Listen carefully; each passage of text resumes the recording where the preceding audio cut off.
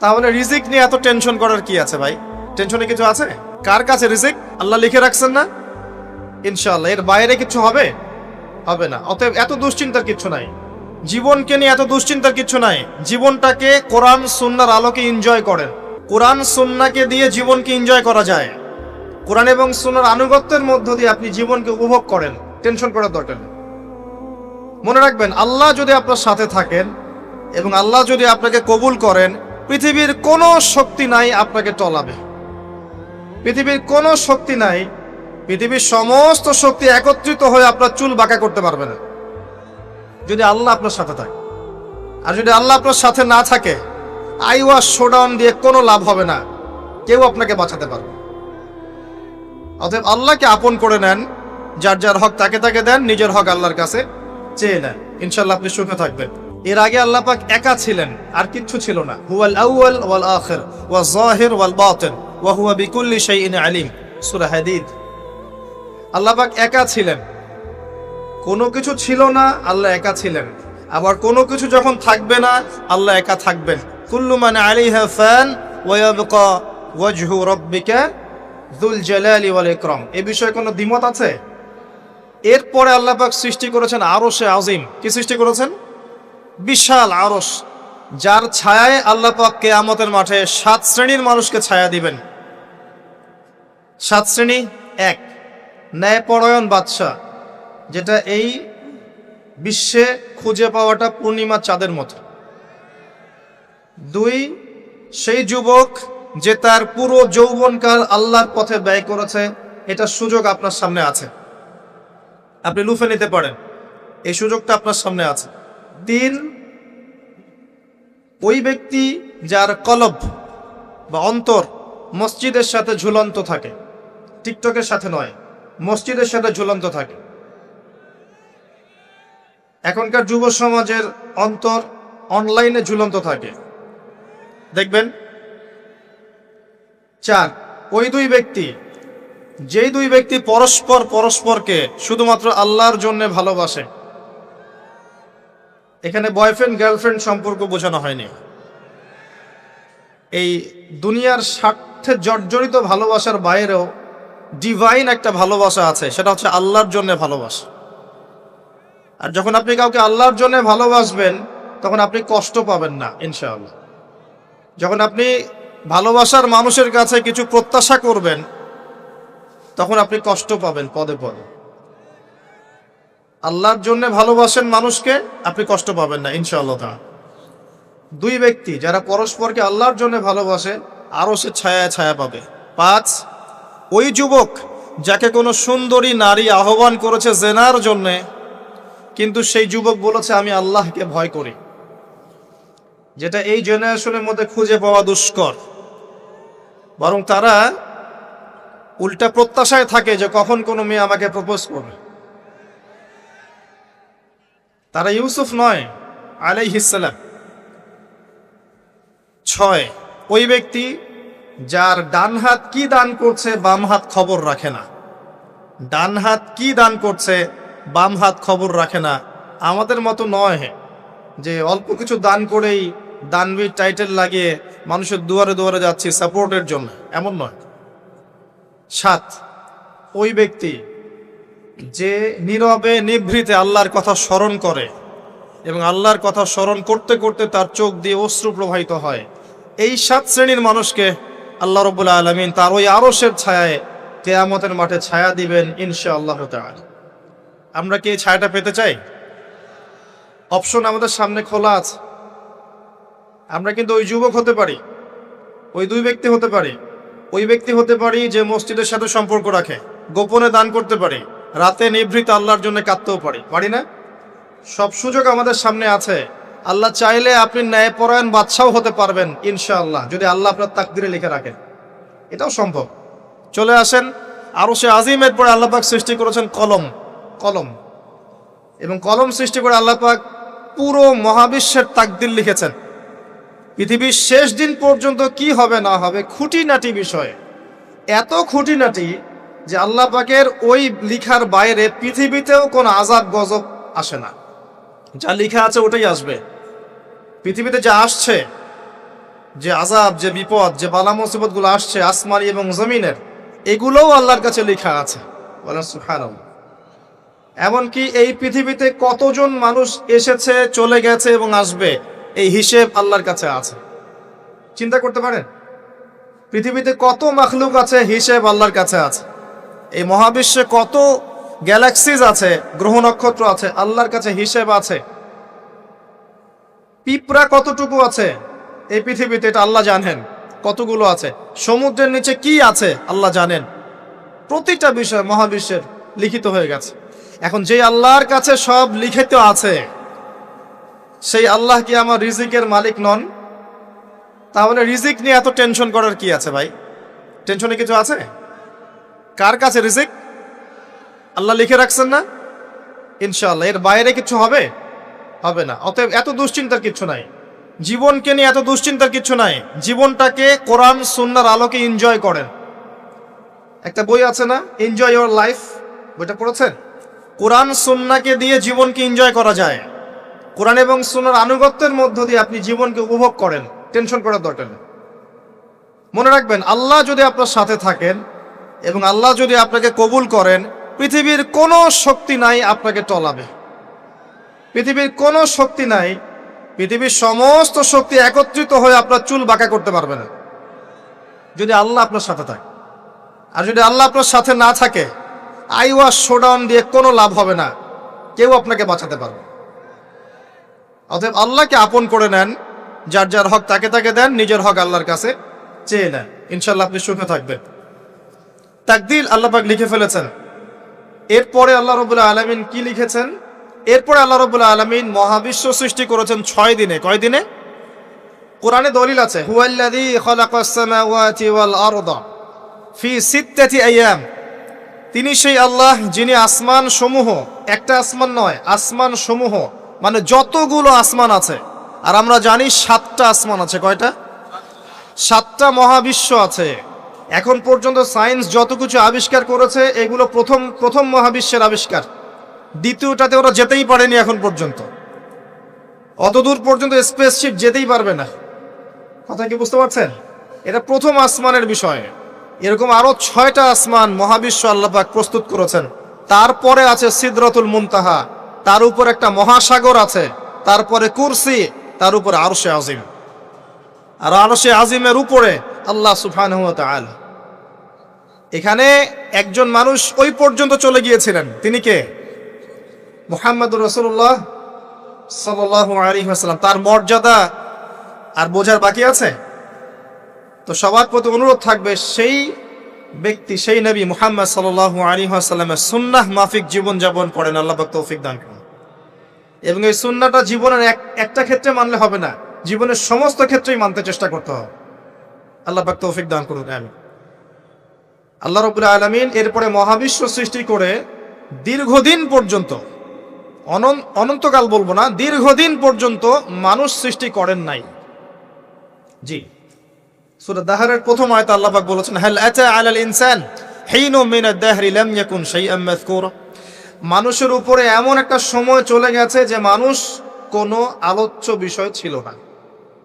মানে মানুষ সৃষ্টি করা হবে, এখন দুনিয়া যা হচ্ছে দেখতে পাচ্ছেন, আমরা কোনো টপিকই ছিলাম না। এত সময় চলে গেছে মহাবিশ্ব। এখন মনে হয় দুনিয়াটা আমাদের, তাই না?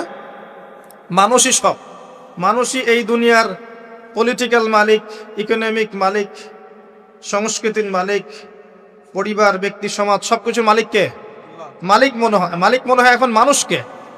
কিন্তু এমন একটা সময় ছিল যখন আল্লাহ বলছেন মানুষ সৃষ্টি হবে, এই বিষয়টা অনেক দূরের পথ ছিল।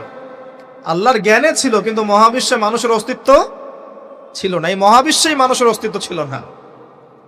আল্লাহ রাব্বুল আলামিন মহাবিশ্ব সৃষ্টি করেছেন কুন ফায়াকুন, হও হয়ে যাও। সূরা আম্বিয়ার 30 নম্বর আয়াতে আল্লাহ পাক বলেছেন, আওয়ালাম ইয়ারাল্লাযীনা কাফার, কাফেররা কি লক্ষ্য করে দেখে না, আন্নাস সামাওয়াতি ওয়াল আরদা কানাতা রাতকান ফাফাতাকনাহুমা, কাফেররা কি লক্ষ্য করে দেখে না যে আসমান সমূহ এবং জমিন একটা বিন্দুর মধ্যে একত্রিত ছিল, আমি আল্লাহ এটাকে বিস্ফোরিত করে দিয়েছি, পৃথক করে দিয়েছি। এটা সায়েন্সের একটা থিওরির সাথে মেলে না? কোন থিওরি? তারা বলছে বিগ ব্যাং থেকে সব সৃষ্টি হয়েছে, আর আল্লাহ পাক বলছেন বিগ ব্যাং আমি ঘটিয়েছি। তাহলে চিন্তা যেখানে শেষ, আল্লাহ পাকের কুদরত সেখান থেকে কি শুরু। তা আমরা সীমাবদ্ধতা বুঝতে পারছি সায়েন্সের। আমি নিজেও সায়েন্সের ছাত্র, বাট আমি এটা স্বীকার করি যে সায়েন্স সবকিছুর সমাধান দিতে পারবে না। কারণ আপনি কমন একটা প্রশ্ন করেন যে রূহ কাকে বলে, সায়েন্সকে বলেন যে can you give us the definition of রূহ, আমাদেরকে রূহের সংজ্ঞা দিতে পারবেন? রূহটা কঠিন নাকি তরল না বায়বীয় না কি, আপনি কি ব্যাখ্যা করতে পারবেন? পারবেন না। সিম্পল। জিন জাতির ব্যাখ্যা দেন, ফেরেশতার ব্যাখ্যা দেন, কবরের আযাবের ব্যাখ্যা দেন, জান্নাত জাহান্নাম হুর পরির ব্যাখ্যা দেন। হুর পরি না, হুরুন আইন, ভুল হয়েছে, হুরুন আইন। মিজান, পুলসিরাত, এগুলোর ব্যাখ্যা দিতে পারবে? আমাদের আত্মাটারই তো ব্যাখ্যা দিতে পারছে না। ঘুম, স্বপ্নের ব্যাখ্যা দিতে পারবে? ঘুমন্ত অবস্থায় মানুষ হাসছে এবং কাঁদছে, কি জন্যে ব্যাখ্যা দিতে পারবে? স্বপ্ন দেখছে, কোত্থেকে স্বপ্ন আসছে, আর স্বপ্ন মাঝে মাঝে সত্য কেমন করে হচ্ছে, এর ব্যাখ্যা দিতে পারবে? স্বপ্ন সত্যি হয় না? শেষ জামানায় মুমিনদের স্বপ্ন বেশি বেশি সত্য হবে এমনও এসেছে হাদিসে। আখিরুজ্জামানে মুমিনদের স্বপ্ন সত্যি হবে। নবী সাল্লাল্লাহু আলাইহি ওয়াসাল্লাম নবুয়তের আগে এমন স্বপ্ন দেখতেন সকালবেলা সত্য হয়ে যেত। নবুয়তের একটা অংশ স্বপ্ন, 36 ভাগের 1 ভাগ সত্য স্বপ্ন। যাই হোক, আমরা টপিকে চলে আসি। আল্লাহ রাব্বুল আলামিন বিগ ব্যাং দিয়ে মহাবিশ্ব সৃষ্টি করার পর সুদীর্ঘকাল পর্যন্ত মানুষকে সৃষ্টি করেন নাই। এরপরে অনেক সময় পর আল্লাহ পাক ফেরেশতাদেরকে ডেকে বলছেন এই আয়াতটা, যে হে ফেরেশতারা, আমি পৃথিবীতে আমার খলিফা পাঠাতে চাই, মানুষকে আমার খলিফা করে পাঠাতে চাই। খলিফা কি জিনিস? যিনি কাপড় সেলাই করেন তিনি খলিফা? খলিফা কি জিনিস? খলিফার ডেফিনেশনটা শোনে না। আল্লাহ পাক আদম আলাইহিস সালাম ছাড়াও আরো একজন নবীর ব্যাপারে খলিফা শব্দ ব্যবহার করেছেন, তার নাম কি? শুকরান, কে বলেছেন? জাযাকাল্লাহ। দাউদ আলাইহিস সালাম, তার ব্যাপারে আল্লাহ পাক বলেছেন তিনি ছিলেন খলিফা। কোন সূরা? সূরা সাদ। কোন সূরা? সূরা সাদ। আল্লাহ পাক বলেছেন ইয়া দাউদ, হে দাউদ, ইন্না জাআলনাকা খলিফাতান ফিল আরদ, নিশ্চয়ই আমি তোমাকে পৃথিবীতে আমার খলিফা করেছি। সুলাইমান আলাইহিস সালামের সময় এত উন্নত সভ্যতা ছিল যেটা আর কখনো আসবে না, এবং তাকে এত ক্ষমতা দেওয়া হয়েছিল আল্লাহর পক্ষ থেকে, যার কথা নবী সাল্লাল্লাহু আলাইহি ওয়াসাল্লাম স্মরণ করে বলেছিলেন যে একটা জিন আমাকে সালাতের মধ্যে ডিস্টার্ব দিচ্ছিল, আমি ভাবলাম জিনটাকে ধরে বেঁধে রাখবো। এটা আমাদের নবীজি বলছেন, একটা জিন আমাকে নামাজে ডিস্টার্ব করছিল, আমি ভাবলাম জিনটাকে ধরে খুঁটির সাথে বেঁধে রাখি। তখন আমার সুলাইমানের কথা মনে পড়লো, আমার ভাই সুলাইমানের কথা মনে পড়লো যে সুলাইমান আলাইহিস সালামকে আল্লাহ পাক এই ক্ষমতা দিয়েছিলেন।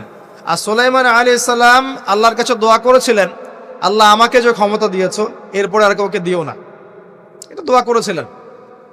আমার সুলাইমানের কথা মনে পড়লো, আমি জিনটাকে ছেড়ে দিলাম, বাদলাম না।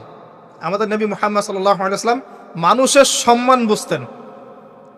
আমাদের নবী মুহাম্মদ সাল্লাল্লাহু আলাইহি ওয়াসাল্লাম অন্যের সম্মান বুঝতেন, আর আমরা তার উম্মাহ, অন্যের সম্মান নষ্ট করতে পারলে আমাদের ভাত হজম হয়। অন্যের সম্মান নষ্ট না করা পর্যন্ত ভাত হজম হবে না। আর মুহাম্মদ সাল্লাল্লাহু আলাইহি ওয়াসাল্লাম অন্যের সম্মান বুঝতেন। আসেন, সুলাইমান আলাইহিস সালাম এবং দাউদ আলাইহিস সালাম এই জেরুজালেম থেকে বিশ্ব শাসন করেছিলেন। আর জেরুজালেম চিনেন তো আপনারা? কোন দিকে? চায়নার দিকে, রাশিয়ার দিকে, নাকি আমেরিকার দিকে? আচ্ছা, ওইদিকে আমরা পরে আসবো ইনশাল্লাহ। সভ্যতার সংকটের শেষের দিকে আমরা ওইদিকে আসবো ইনশাল্লাহ। এবার আসেন, দাউদ আলাইহিস সালামকে আল্লাহ পাক বলছেন তোমাকে খলিফা করেছে পৃথিবীতে, তোমার কাজ কি? ফাহকুম বাইনান নাসি বিল হক, হে দাউদ তোমার কাজ হচ্ছে মানুষের মাঝে ন্যায় বিচার করা, মানুষের মাঝে ন্যায় বিচার করা, হকের মানদণ্ডে বিচার করা। হকটা কি? এর উত্তরও কোরআন আপনাকে দিবে। কোরআনের চেয়ে কি আমি ভালো উত্তর দিতে পারবো? কোনটা হক কোনটা বাতিল, কোনটা ন্যায় কোনটা অন্যায়, আমি কি বেশি বুঝি না আল্লাহ বেশি বোঝেন? কোথায় স্পষ্ট করা আছে? আমার মস্তিষ্কে না কোরআনে? কোরআনে সূরা কাহাফ খোলেন, আল্লাহ পাক বলেছেন ওয়াকুলিল হাক্কু মির রাব্বিকুম, হে নবী আপনি বলে দিন সত্য সেটাই যা তোমার রবের পক্ষ থেকে নাজিল হয়। আর কিছু বলার দরকার আছে? ফামান শাআ ফালইউমিন, যার ইচ্ছা হয় সে স্বীকার করুক, ঈমান নিয়ে আসুক। ওয়ামান শাআ ফালইয়াকফুর, যার ইচ্ছা হয় অস্বীকার করুক। ইন্না আ'তাদনা লিয-যালিমিনা নারান, অস্বীকারকারী জালেমদের জন্য আমি জাহান্নামের আগুন প্রস্তুত করে রেখেছি। বাস, আর কিছু বলার প্রয়োজন আছে? সূরা বাকারা আল্লাহ বলেছেন আল হাক্কু মির রাব্বিক ফালা তাকুনান্না মিনাল মুমতারিন, হক তোমার রবের পক্ষ থেকে আসে, তুমি সন্দেহবাদীদের অন্তর্ভুক্ত হও না। আসলে এটা হক কিনা, এই যুগে চলে কিনা, এই সন্দেহের অন্তর্ভুক্ত হও না। ইসলাম চির নতুন, চির প্রাচীন, চির আধুনিক, প্রত্যেকটা যুগের জন্য, শুধুমাত্র একটা যুগের জন্য নয়, এবং শুধু মুসলিমদের জন্য নয়, সবার জন্যই। কোরআন এবং সুন্নাহ শুধু আমাদের সম্পত্তি নয়, পুরো মানব জাতির সম্পত্তি। এখানে সবার হেদায়েত আছে, হোক সে হিন্দু ভাই বা খ্রিস্টান ভাই বা বুদ্ধিস্ট বা জিউস, যেই হোক না কেন, সবার হেদায়েত এখানে আছে। আসেন, আল্লাহ পাক কোরআনকে হক বলছেন। এটাও বলে রাখি, যখন তাওরাত নাজিল হয়েছিল তখন তাওরাত হক ছিল, তখন ওটাই ছিল হক। যখন জাবুর নাজিল হয়েছে জাবুরই হক ছিল। যখন ইনজিল নাজিল হয়েছে ইনজিলই হক ছিল। যখন থেকে কোরআন নাজিল হয়েছে এখান থেকে নিয়ে কিয়ামত পর্যন্ত হকের কি অন্য কোনো মানদণ্ড আছে? এটা মানতে কোনো আপত্তি আছে? হ্যাঁ, এখন কোনো কিছু যদি কোরআন সুন্নাহর সাথে মিলে যায় মানতে আমাদের কোনো আপত্তি নাই। কেউ একটা মতবাদ দিয়েছে, একটা দর্শন দিয়েছে, একটা সায়েন্টিফিক থট দিয়েছে, যেটা কোরআনের সাথে মিলে গেছে, হাদিসের সাথে মিলে গেছে, মানতে আমাদের কোনো আপত্তি নাই। আমরা চোখ বন্ধ করে মানবো ইনশাআল্লাহ, কোনো সমস্যা নেই। কিন্তু যে কোনো ব্যক্তি বা যে কোনো সংগঠন, যে কোনো সমাজ, যে কোনো সভ্যতা, কেউ যদি এমন কোনো কথা বলে, এমন কোনো দর্শন দেয়, এমন কোনো মতবাদ দেয় যেটা কোরআনের সাথে মিলছে না, সাংঘর্ষিক, হাদিসের সাথে মিলছে না, সাংঘর্ষিক, আপনি কি মানতে বাধ্য? এটা না মানাটাই আপনার ঈমানের পরিচয়। তো আল্লাহ পাক দাউদ আলাইহিস সালামকে বলছেন তুমি এই হকের মানদণ্ডে বিচার ফয়সালা করো।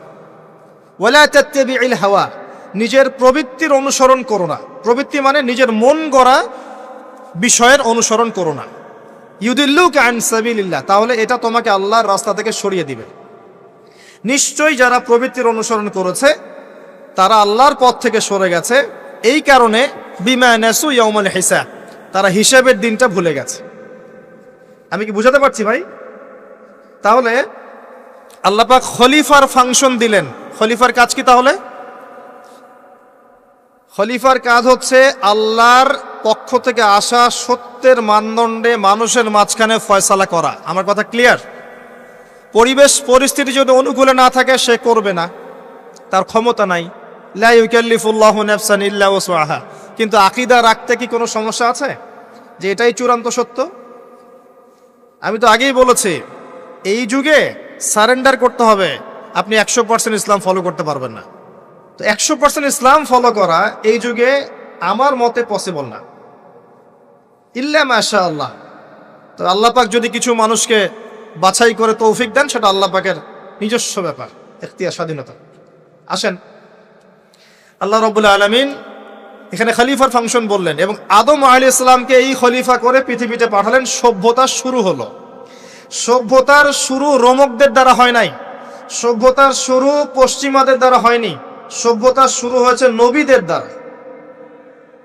সর্বপ্রথম সভ্যতার ধারক বাহক হচ্ছেন আদম আলাইহিস সালাম, যাকে আল্লাহ পাক খলিফা করে পৃথিবীতে পাঠিয়েছেন। যে বা যারা পৃথিবীতে আল্লাহর বিধান অনুযায়ী চলছে তারা আল্লাহর খলিফা। কথা বুঝতে পারছেন? আর যারা পৃথিবীতে আল্লাহর বিধান অনুযায়ী চলছে না তারা আল্লাহর খলিফা নয়, তারা শয়তানের খলিফা। এবার আসেন, আদম আলাইহিস সালামকে সৃষ্টি করার পরেই কি পৃথিবীতে পাঠানো হয়েছে? না, আগে কি করা হয়েছে? আগে জ্ঞান শিক্ষা দেয়া হয়েছে। শুরু থেকেই জ্ঞান আছে, আর এই জ্ঞান সৃষ্টিগতভাবে আমাদের মধ্যে ছিল না, আল্লাহ পাক শিখিয়েছেন। তাহলে সভ্যতা এগিয়ে যাবে কিভাবে? জ্ঞান চর্চার মধ্য দিয়ে। বুঝতে পারছেন? আগে জ্ঞান। এখনো যদি আপনি একটা সুন্দর সভ্যতা চান, জ্ঞান চর্চা, এছাড়া কোনো অপশন নাই। জ্ঞান এর চর্চা, প্রসার প্রচার, সভ্যতা সমাজ সুন্দর হবে ইনশাআল্লাহ। এরপর কি হলো, সভ্যতা এগিয়ে গেল কিভাবে?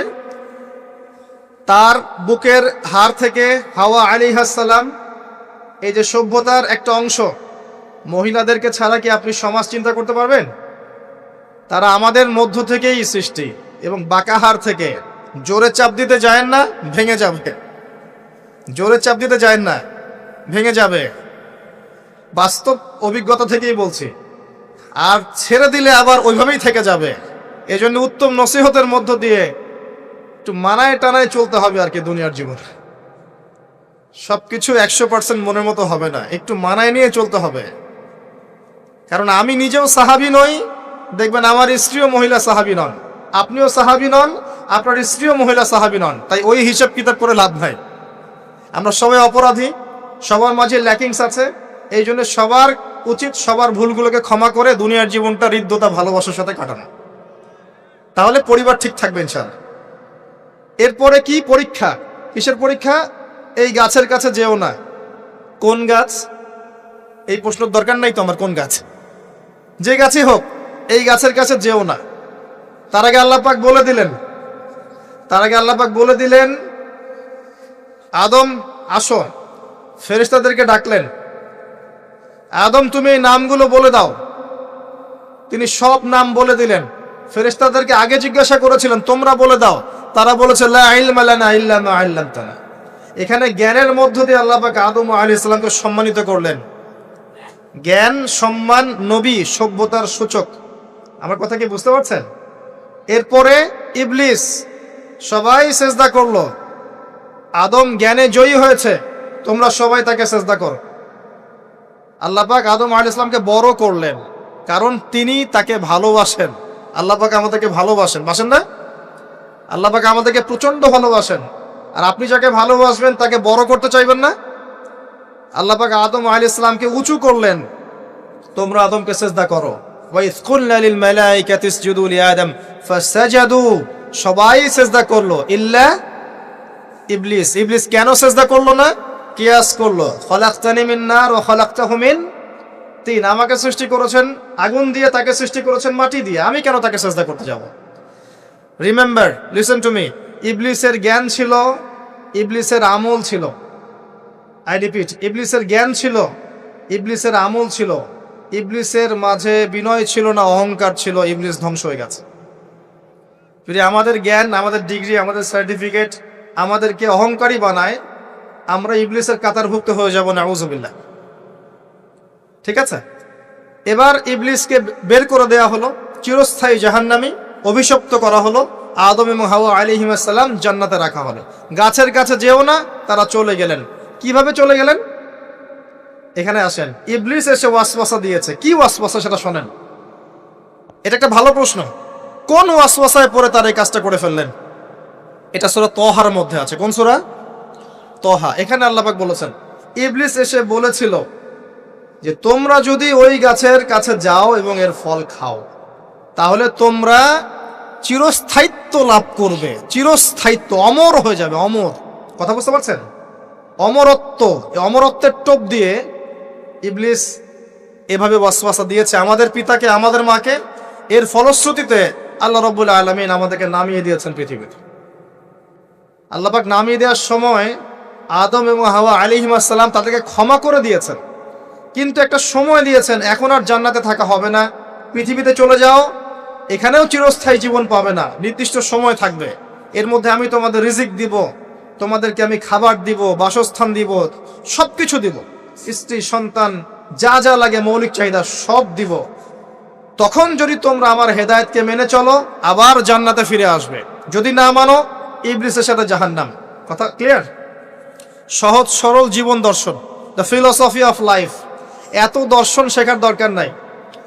আমরা দর্শনের বই পড়তে পড়তে মাথা খারাপ হয়ে গেছে। পশ্চিমা দর্শন, জৈন দর্শন, চারবাক দর্শন, ইউরোপিয়ান দর্শন, আধুনিক দর্শন পড়তে পড়তে অবস্থা খারাপ। মার্কসীয় দর্শন। সুবহানাল্লাহ, একটা সহজ সরল জীবন দর্শন আল্লাহ দিয়েছেন। সূরা বাকারার আয়াত নাম্বার 38 এবং 39, দুইটা আয়াত। কি দর্শন? আল্লাহ বলছেন, কুল নাহবিতু মিনহা জামিআ। আমি আল্লাহ বললাম তোমরা সবাই নেমে যাও। কারা কারা সবাই? আদম, হাওয়া, ইবলিস, তোমরা নেমে যাও পৃথিবীতে। ফাইম্মা ইয়াতিয়ান্নাকুম মিন্নি হুদান, তোমাদের কাছে আমার পক্ষ থেকে হেদায়েত আসবে। কি আসবে? এই যে তাওরাত, জাবুর, ইনজিল, কোরআন, আল্লাহর বাণী, ওহী, এগুলো আসবে, রাসূল আসবেন। ফামান তাবিআ হুদায়া ফালা খাউফুন আলাইহিম ওয়ালা হুম ইয়াহজানুন, যে বা যারাই আমার এই হেদায়েতকে মেনে চলবে তাদের বিন্দু মাত্র ভয় নাই, কোনো টেনশন নাই, কোনো ভাবনা নাই, ইনশাআল্লাহ আবার জান্নাতে ফিরে আসবে ইনশাআল্লাহ। সুসংবাদ, ঠিক আছে? তারপরের আয়াত আল্লাহ পাক বলছেন ওয়াল্লাযীনা কাফারু ওয়া কাযযাবু বিআয়াতিনা, কিন্তু যারা আমার আয়াতকে মিথ্যা প্রতিপন্ন করবে এবং অস্বীকার করবে, কুফরি করবে, ফাউলাইকা আসহাবুন নার, এরা হবে জাহান্নামের অধিবাসী। কার সাথে? ইবলিসের সাথে। হুম ফিহা খালিদুন, তারা সেখানে চিরস্থায়ী হবে। সহজ সরল জীবন দর্শন, দ্য ফিলোসফি অফ লাইফ। মানলেই শান্তি, না মানলেই অশান্তি। এরপর একটা চ্যালেঞ্জ, ইবলিস চ্যালেঞ্জও করছে, আল্লাহ তুমি আমাকে বের করে দিয়েছ, ঠিক আছে, আমি আদম সন্তানের ডান দিক থেকে আসব, বাম দিক থেকে আসব, সামন থেকে আসব, পিছন থেকে আসব, তাকে আমি জাহান্নামের পথে নিয়েই ছাড়ব। এটা মনে রাখেন মাথার মতো, ইবলিসের চ্যালেঞ্জ। আর আল্লাহ পাকও সতর্ক করলেন ইন্নাহু লাকুম আদুউম মুবিন, সে তোমাদের স্পষ্ট শত্রু। এবার পৃথিবীতেও নামিয়ে দিলেন, হেদায়েতও পাঠাচ্ছেন, নবী রাসূল পাঠিয়েছেন। সভ্যতা আস্তে আস্তে এগিয়ে চললো। সভ্যতায় দুইটা শক্তি দেখতে পাচ্ছেন, একটা আল্লাহর পক্ষ থেকে আসা শক্তি, একটা শয়তানি শক্তি। এই দুটো নিয়ে সভ্যতা এগিয়ে চলছে।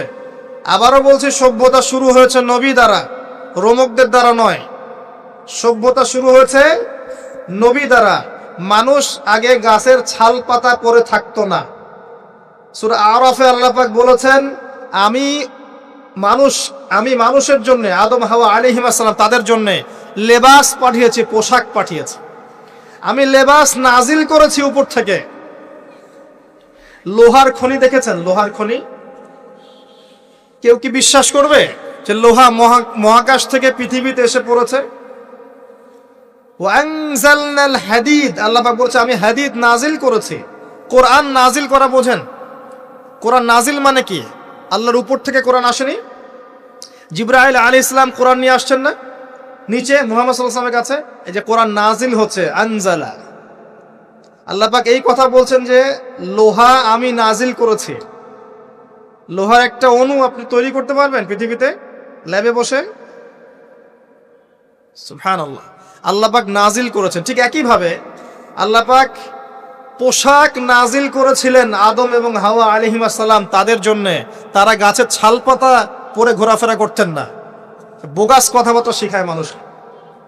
এবং কৃষিকাজ, আপনার প্রযুক্তি, আপনার পরিবার গঠন, সন্তান প্রতিপালন, একজন মানুষের জীবন যাপনের জন্য যত কিছু প্রয়োজন, সব জ্ঞান আল্লাহ পাক আদম আলাইহিস সালামকে শিক্ষা দিয়েছিলেন।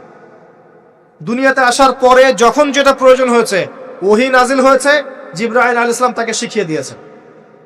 মানুষ গুহার মধ্যে ছবি এঁকে থাকতো। আর এরা বলছে আদম আলাইহিস সালাম বানর থেকে হয়েছেন। নাউযুবিল্লাহ, সুবহানাল্লাহ। এটা যারা বিশ্বাস করে তারা সরাসরি কোরআনের সাথে কুফরি করছে, স্পষ্ট কাফের। আদম আলাইহিস সালাম আল্লাহ পাক তাকে হাত দিয়ে সৃষ্টি করেছেন, নিজের হাতে সৃষ্টি করেছেন। তিনি বানর থেকে মানুষ হননি। হ্যাঁ, যারা এই মতবাদটা দিয়েছে ওরা বানর থেকে মানুষ হতে পারে, আমরা হই না। বরং সূরা বাকারা আপনি উল্টা চিত্র দেখতে পারবেন। সূরা বাকারা দেখবেন, পড়তে পড়তে দেখবেন একটা জায়গায় আছে যে শনিবারের সীমা লঙ্ঘন করার জন্য কিছু মানুষকে, বনু ইসরাইলের কিছু মানুষকে আল্লাহ পাক মানুষ থেকে বানর বানিয়ে দিয়েছে। আছে না দলিল? তাহলে এটার প্রমাণ পাওয়া যাচ্ছে। সুবহানাল্লাহ। আসেন, সভ্যতা এগিয়ে চলল। সভ্যতা দুটো শক্তি, আল্লাহর বিধান, আল্লাহ নাজিলকৃত পবিত্র তাওহীদ, এবং অপর সাইডে আছে শয়তানের শিরক। কথা কি বুঝতে পারছেন? দিন দিন এগিয়ে চলতে লাগলো। প্রথম কি ক্রাইমটা হলো পৃথিবীতে? সভ্যতার প্রথম ক্রাইম হয়েছে হাবিল কাবিল। কে কাকে হত্যা করেছে? কাবিল হাবিলকে হত্যা করেছে। কি কারণে? ঈর্ষা।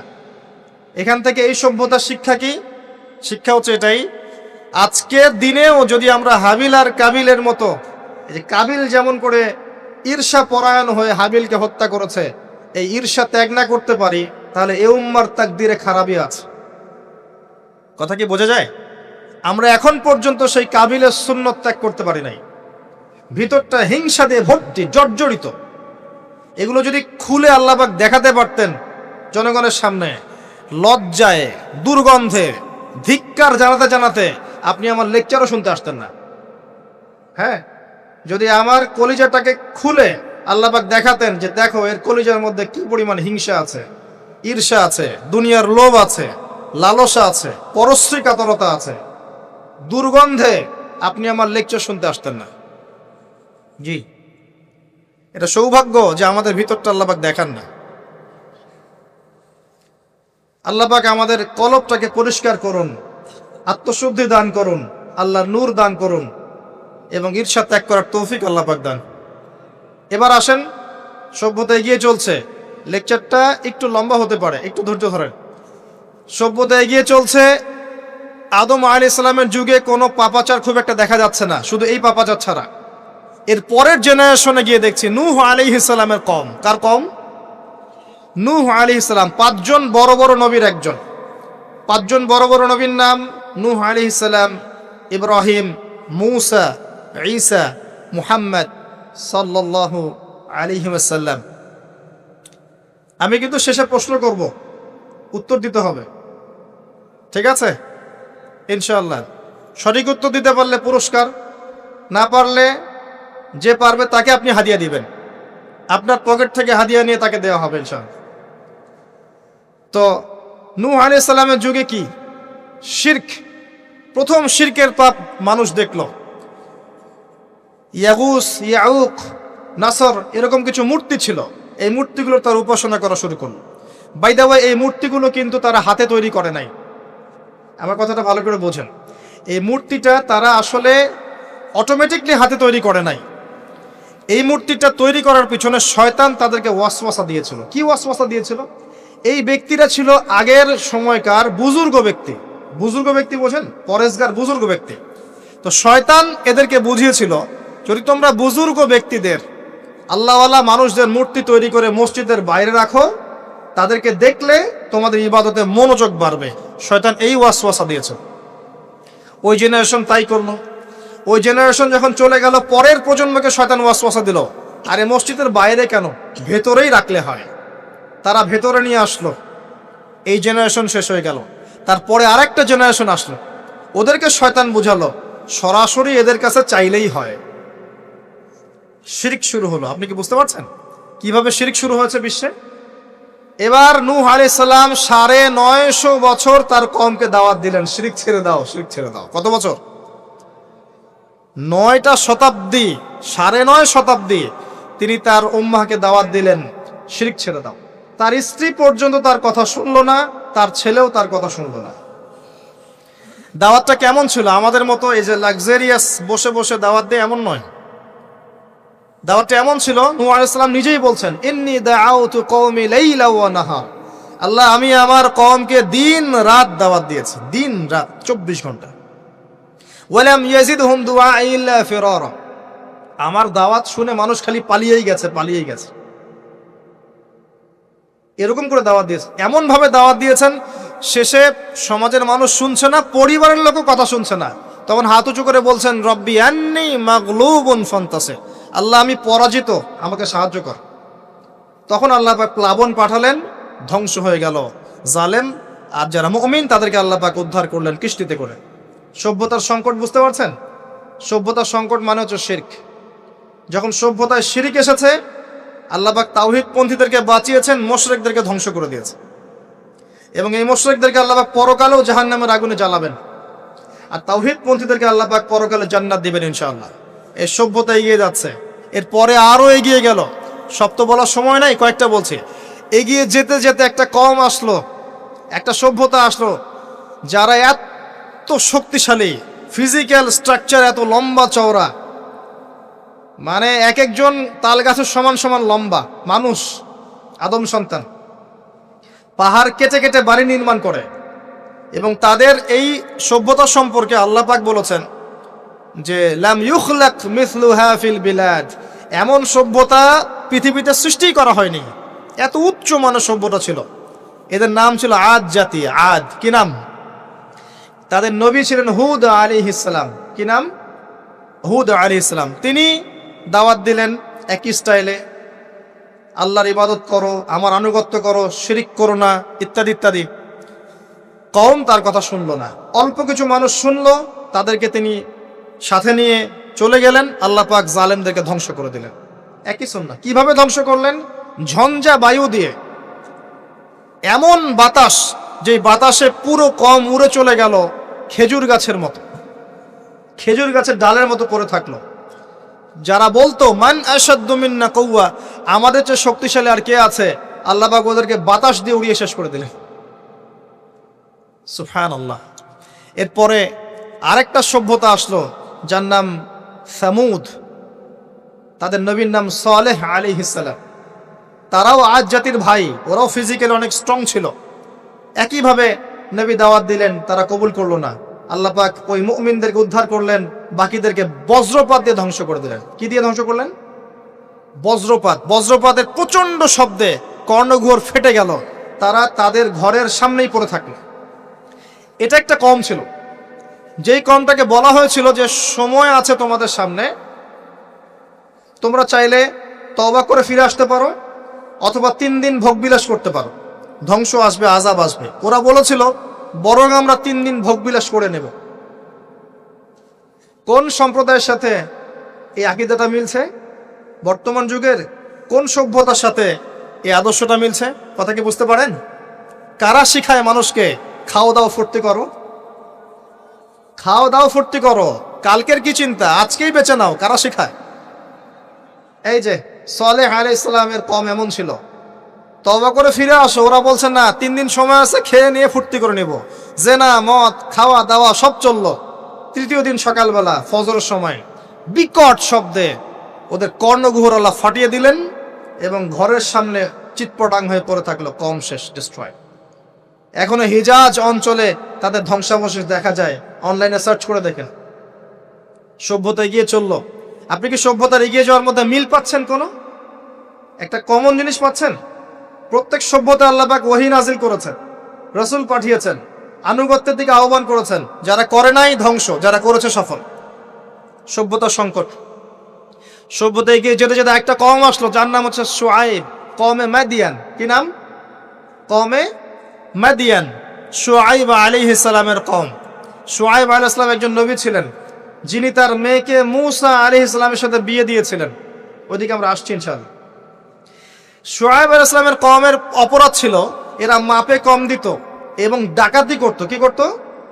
ডাকাতি। আমরাও কিন্তু কম করি না ডাকাতি। এখন আমরা নেক্সট সুরতেও ডাকাতি করি, বৎসুরতেও ডাকাতি করি, করি না? অনেকে তো কোটটাই পরে ডাকাতি করে, কোটটাই পরে বড় বড় মাপের ডাকাতি করে। কারণ আপনি কোটটাই পরলে তো ধরতে পারবেন না কলার, কিছু বলতে পারবেন না। সব ক্ষেত্রে এগুলো চলছে। স্যুট বুট পরে বসে থাকবো সুদী ব্যাংকে, মানুষের রক্ত চুষে খাচ্ছে। অনেক সময় দেখা যায় দিনের লেবাস পরেও আমরা জনগণের টাকা পয়সা লুটে খাই। হ্যাঁ, তো ওই যে ডাকাতি করতো শুআয়ব আলাইহিস সালামের কওম, এবং তারা মাপে কম দিত।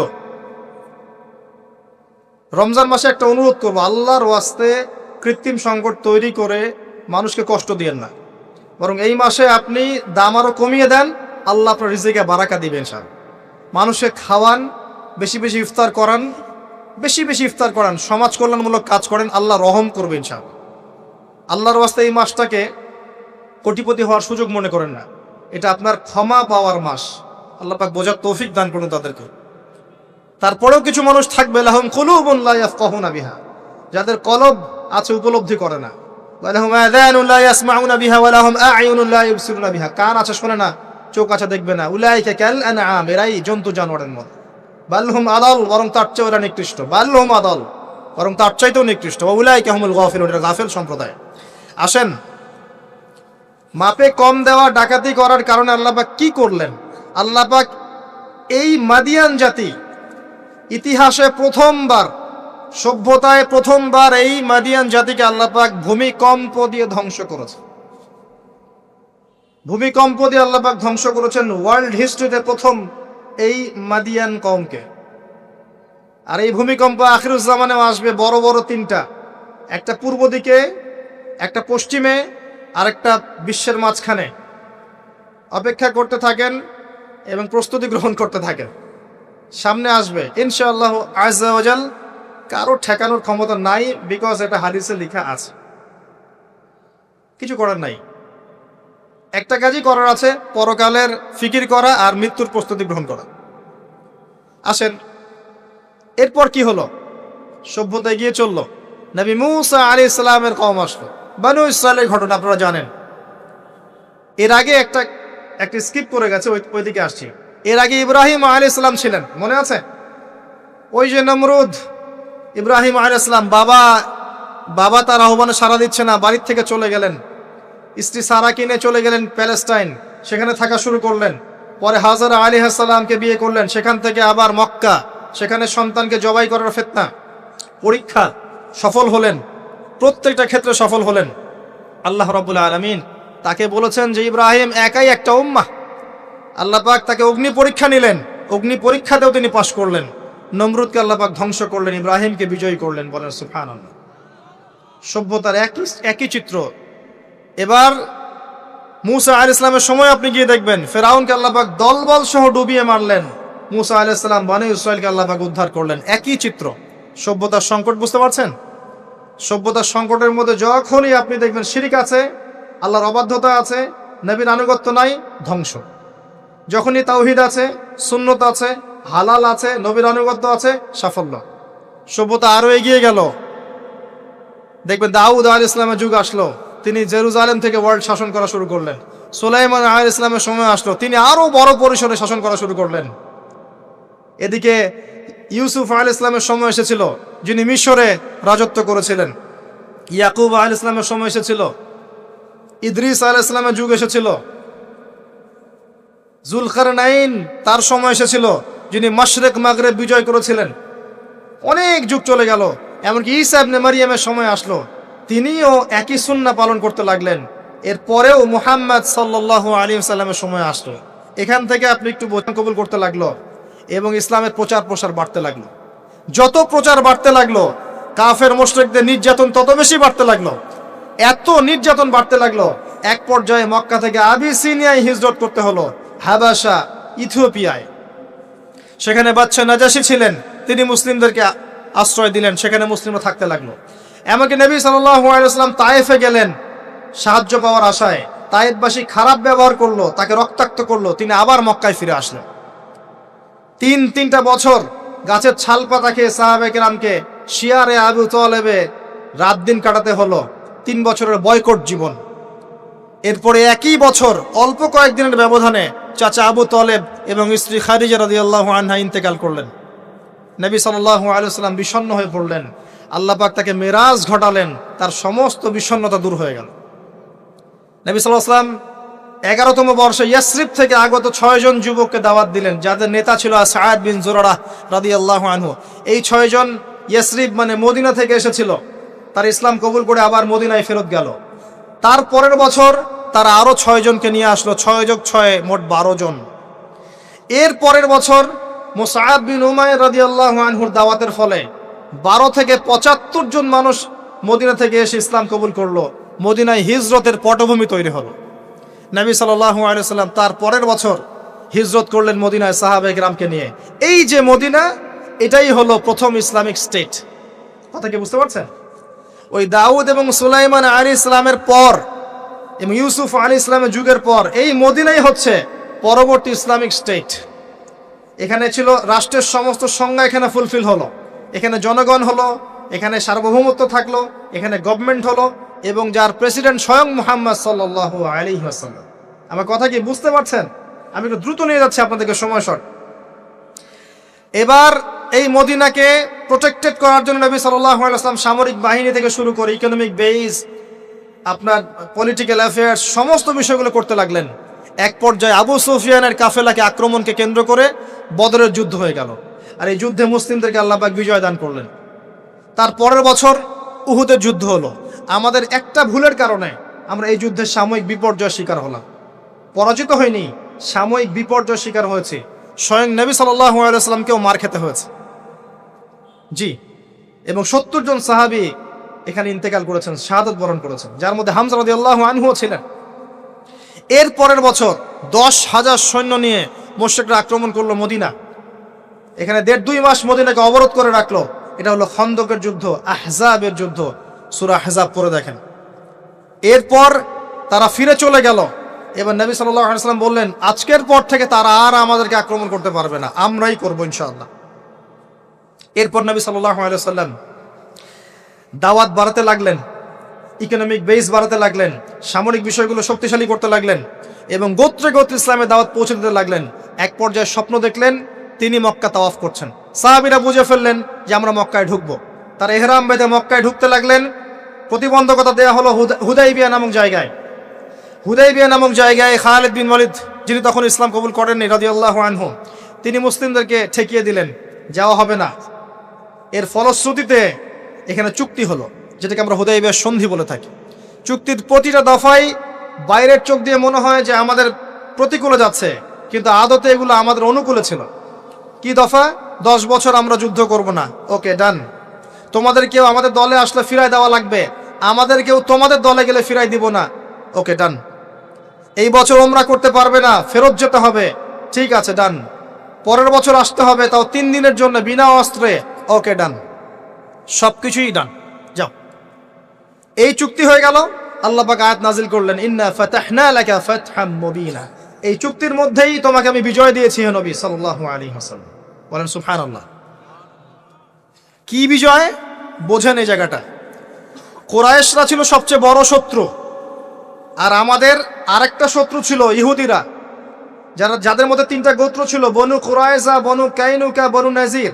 বনু নাজির, বনু কুরাইজা, বনু কাইনুকা, এদেরকে বের করে দেওয়া হয়েছে। এরা খায়বারে গিয়ে আশ্রয় নিয়েছে। এর মধ্যে শুধু বনু কুরাইজাকে হত্যা করা হয়েছিল, কারণ তারা গাদ্দারি করেছিল আহজাবের যুদ্ধে। এটা দ্বিতীয় বড় শত্রু, আর এই কুরাইশরা সবচেয়ে প্রধান বড় শত্রু। কি করলেন নবী সাল্লাল্লাহু আলাইহি ওয়াসাল্লাম? তিনি 10 বছরের জন্য তাদের হাতকে চেপে ধরলেন। এই 10 বছর তারা আমাদের সাথে আর যুদ্ধ করবে না, মানে এরা স্টপ। এখন আমি বাইরের শত্রু থেকে ডিল করতে পারবো। কথা কি বুঝতে পারছেন? এই চুক্তির ঠিক পরের বছর নবী সাল্লাল্লাহু আলাইহি ওয়াসাল্লাম খায়বার আক্রমণ করলেন, কারণ এরা আর খায়বারকে সাহায্য করতে পারবে না। What a leader, what a personality, মানে কি ব্যক্তিত্ব, কি নেতা, কি বিচক্ষণতা, চিন্তা করেন। 10 বছর বন্ধ করে দিলাম, তোমার সাথে আমার কোনো লড়াই নাই এবং তুমি আমাদের কোনো শত্রুকে হেল্প করতে পারবে না, ওকে ডান, ডিল হয়ে গেল। এবার যেহেতু বড় শত্রুর হাত চেপে ধরা হয়েছে, এখন ছোট ছোট শত্রুগুলোকে তিনি সাইজ করা শুরু করলেন, একটা একটা করে ধরে সবগুলোকে সাইজ। পরে বড়টারও কলার চেপে ধরলেন। কি ডিপ্লোমেসি! আমরা খালি এখন মিষ্টি খাওয়া সুন্নত জানি, আমরা এখন জিওপলিটিক্যাল ডিপ্লোম্যাটিক সুন্নাত জানি না। জি, চিন্তা করে দেখ, এই জায়গাটা খুব ভালো করে বুঝবেন। খায়বার বিজয়ের পর থেকে নিয়ে মুসলিমদের আর্থসামাজিক অবস্থা আরো বাড়তে লাগলো, প্রচুর সম্পদ গনিমত বাড়তে লাগলো এবং পররাষ্ট্রনীতি অ্যাপ্লাই করা হলো। রোমক সম্রাটকে দাওয়াত দেওয়া হচ্ছে, মিশরের বাদশাকে দাওয়াত দেওয়া হচ্ছে, পারস্যের দাওয়াত দেওয়া হচ্ছে। আস্তে আস্তে সারা বিশ্বে ইসলামের দাওয়াত ছড়িয়ে পড়ল। এক পর্যায়ে মাত্র এই চুক্তির 3-4-5 বছর পরেই, এই চুক্তির 10 বছর যায় নাই, 3 বা 4 বছর পরেই, 3-4 4.5 এরকম বছর পরেই বিনা যুদ্ধে বিশাল সেনাবাহিনীকে নিয়ে নবী সাল্লাল্লাহু আলাইহি ওয়াসাল্লাম এই মক্কা আক্রমণ করলেন। মক্কা বিজয়। কোন মক্কা? যেই মক্কায় আগে শিরিক ছিল, এখন শিরিক নাই। যেই মক্কায় সুদ ছিল, এখন সুদ নাই। যেই মক্কায় নারীকে জীবন্ত কবর দেওয়া হয়েছে, নারীর কোনো অবমাননা নাই। যেই মক্কার মধ্যে মাদকের সয়লাভ ছিল, কোনো সয়লাভ নাই। যে মক্কায় গোত্রীয় হানাহানি কাটাকাটি ছিল, এখন কিচ্ছু নাই, সবাই ভাই ভাই। এই মক্কা, জাহেলিয়াতের মক্কাকে আল্লাহ রাসূল সাল্লাল্লাহু আলাইহি ওয়াসাল্লাম 23 বছরের ব্যবধানে একেবারে টোটাল ইসলামিক পরিবেশে পরিণত করলেন। সেই আল্লাহ কি মরে গেছেন? সেই নবীর আদর্শ কি মরে গেছে? আল্লাহ নাজিল করা সেই কিতাব কি উঠে গেছে পৃথিবী থেকে? তাহলে ওই জাহেলি সমাজকে যদি পরিবর্তন করা যায়, আমাদের জাহেলিয়াতকে পরিবর্তন করা সম্ভব না? এই বিশ্বের জাহেলিয়াত পরিবর্তন করা সম্ভব নয়।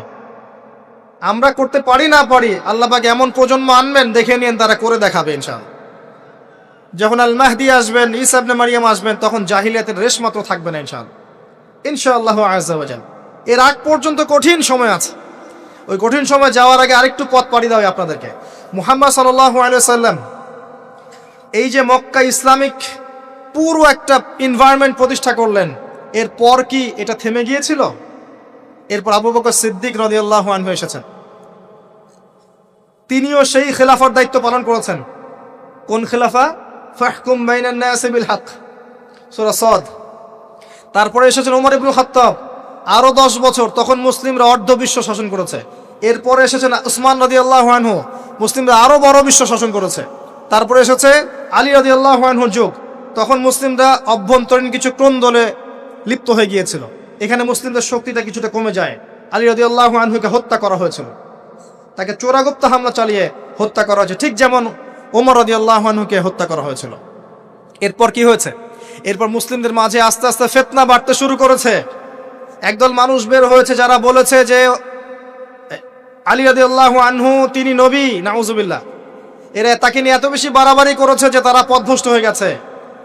আরেক দল লোক বের হয়েছে, এরা বলেছে কবিরা গুনাহগার ব্যক্তি হলেই কাফের, একে হত্যা করা লাগবে, এরা হয়ে গেছে খারেজি। আরেক দল লোক বের হয়েছে, এরা বলে তাকদীর বলতে কিচ্ছু নাই। আরেক দল লোক বের হয়েছে যারা বলে যে মানুষের কর্মের কোনো স্বাধীনতা নাই। আরেক দল বের হয়েছে যুক্তি দিয়ে প্রমাণিত হলেই কোরআন সুন্নাহ মানবো, না হলে মানবো না। এরকম করে শিয়া, খারেজি, মুতাজিলা, মুরজিয়া, জাহমিয়া, জাবারিয়া, কাদারিয়া, কত যে দল বের হয়েছে, আস্তে আস্তে আস্তে আস্তে উম্মাত বিভক্ত হতে শুরু করেছে। এই সময়ে ইমামগণ আবির্ভূত হয়েছিলেন, মুহাদ্দিসগণ আবির্ভূত হয়েছিলেন, তারা সংস্কারধর্মী কাজ অব্যাহত রেখেছিলেন।